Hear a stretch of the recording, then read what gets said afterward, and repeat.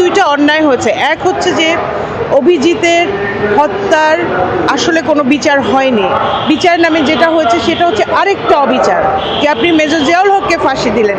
এই দুইটা অন্যায়ের কোনোটারই প্রতিকার আমাদের ইন্টারিম ডক্টর ইউনূসের সরকারের স্বরাষ্ট্র এবং আইন বিচার মন্ত্রণালয় করেন নাই। আমরা ইমিডিয়েটলি আপনারা এই ব্যাপারে ব্যবস্থা নেবেন এবং আপনাদের মান সম্মান রক্ষা করবেন, এই অনুরোধ। যারা নতুন জেনারেশন আছেন তারা হয়তো অনেকে জানেন না, আপনাদের উদ্দেশ্যে আমি বলছি, এটা প্রচার করবেন।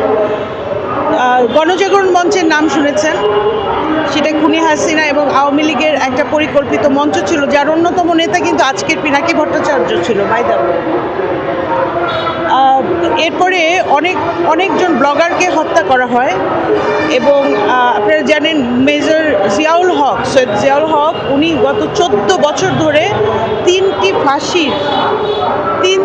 ফাঁসির রায় মাথায় নিয়ে উনি ফেরারি জীবনযাপন করছেন। মানে এটা একটা অন্যতম অমানবিকতার উদাহরণ হাসিনা পিরিয়ডের। এবং আপনারা আরও অবাক হবেন, চাঞ্চল্যকর এবং আমাদের যেখানে বুকে আঘাত করেছিল আর সবগুলোর মতোই একটা ছিল অভিজিৎ হত্যাকাণ্ড।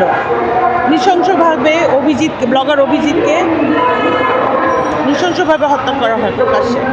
সেই মামলার আসামি হিসেবে মেজর জিয়াউল হককে ফাঁসির আদেশ দিয়েছিল হাসিনার গভর্নমেন্ট এবং জড়িত ছিল সেই সময়ের আওয়ামী ভারতীয় ডিজিএফআই সহ আরও সমস্ত রাষ্ট্রীয় গোয়েন্দা আইন প্রয়োগকারী সংস্থারা।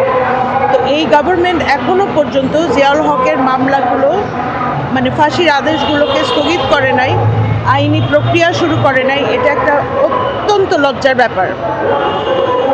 আজকে ওনাকে নিয়ে এখানে সংবাদ সম্মেলন করা হচ্ছে জিয়াউল হকের মামলার ফাঁসি রায় তোলার জন্য। আমি ছোট করে একটা কথা বলি, দেখেন আমার এই কথার অডিয়েন্স হচ্ছে আমাদের স্বরাষ্ট্র মন্ত্রণালয় এবং আইন বিচার মন্ত্রণালয়।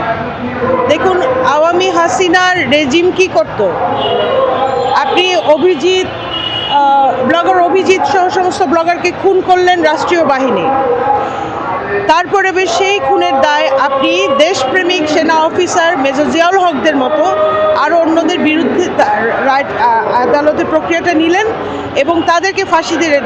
দুইটা অন্যায় হয়েছে। এক হচ্ছে যে অভিজিতের হত্যার আসলে কোনো বিচার হয়নি, বিচার নামে যেটা হয়েছে সেটা হচ্ছে আরেকটা অবিচার, যে আপনি মেজর জিয়াউল হককে ফাঁসি দিলেন। এই দুইটা অন্যায়ের কোনোটারই প্রতিকার আমাদের ইন্টারিম ডক্টর ইউনূসের সরকারের স্বরাষ্ট্র এবং আইন বিচার মন্ত্রণালয় করেন নাই। আমরা ইমিডিয়েটলি আপনারা এই ব্যাপারে ব্যবস্থা নেবেন এবং আপনাদের মান সম্মান রক্ষা করবেন, এই অনুরোধ।